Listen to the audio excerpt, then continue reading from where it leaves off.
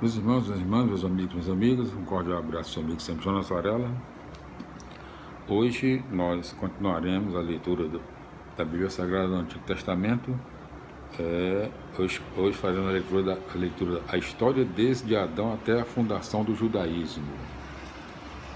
Os dois livros das Crônicas, juntamente com os livros de Esdras e Neemias, formam um conjunto coerente elaborado provavelmente nos inícios do século IV a.C.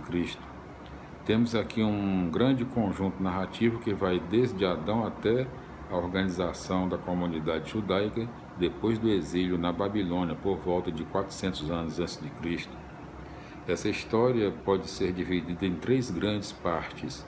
1 Crônicas 1 a 9, história de Adão até Saul, cuja sequência é construída graças a árvores genealógicas elaboradas a partir de tradições antigas, de palavras de profetas e material acrescentado pelo próprio autor. 1 Crônicas 10, 2 Crônicas 36. 1 Crônicas 10 a 2 Crônicas 36. História da monarquia desde Davi até Sedecias. O autor parece repetir as narrativas dos livros de Samuel e Reis. A leitura atenta, porém, mostra que ele recorre a outras fontes. Esdras e Neemias, história dos repatriados desde o retorno do exílio até o ano 400 a.C. O autor se preocupa em mostrar os problemas dos judeus repatriados e a ação de Neemias e Esdras para organizar a comunidade judaica. O conjunto dessa história procura mostrar o estatuto da comunidade judaica reunida em Jerusalém e centrada no culto e na lei. Sob o domínio persa, os judeus agarram a única possibilidade que lhes resta para recuperar e preservar a sua identidade como povo. A tradição religiosa dos antepassados, que agora se transforma em lei. No contexto pós-exílico, o templo passa a ser o centro da vida da comunidade como lugar de culto e de transmissão da lei que fornecem a estrutura social da comunidade. O autor, porém, não pretende apenas narrar a história dos judeus, ele quer discutir e abrir perspectivas sobre a estrutura da própria comunidade judaica. A questão central é o problema da liderança que vai governar. Como os judeus só podem se estruturar a partir da religião, é natural que os sacerdotes detenham a liderança. Resta, porém, uma pergunta: qual é o sacerdócio legítimo?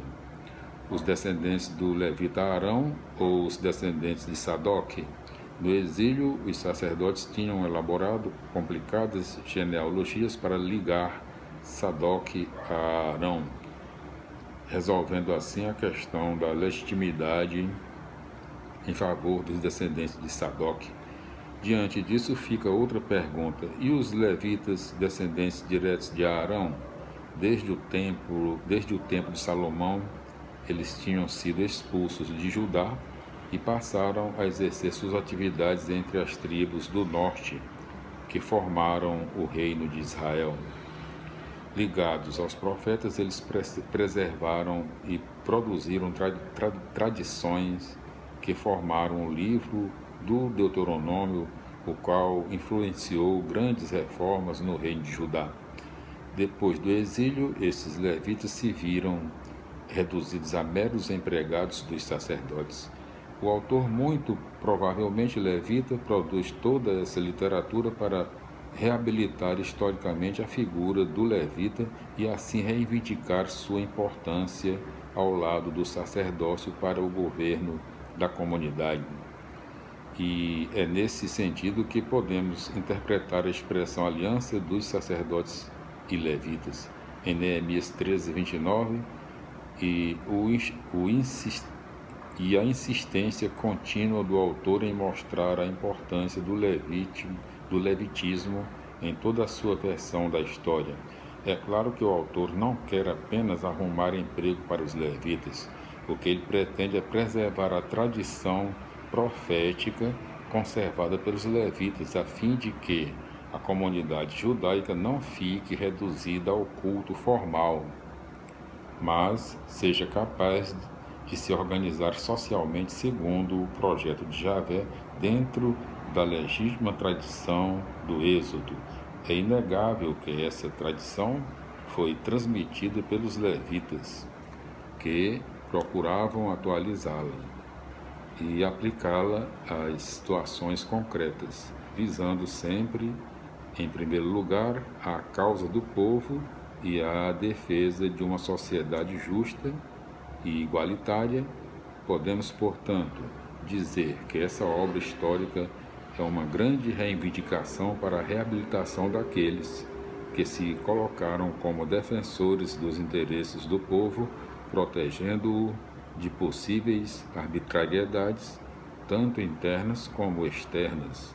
A paz do Senhor, meus irmãos. Concluímos nosso vídeo de hoje, a leitura da história desde Adão até a fundação do judaísmo. Voltaremos no nosso próximo vídeo com a leitura da introdução do primeiro e segundo livro das crônicas, né? Primeiro e segundo livros de crônicas. Revisão da história do povo, né? Pai do Senhor, glória a Deus, aleluia, amém, felicidades. Até o nosso próximo vídeo, se Deus quiser.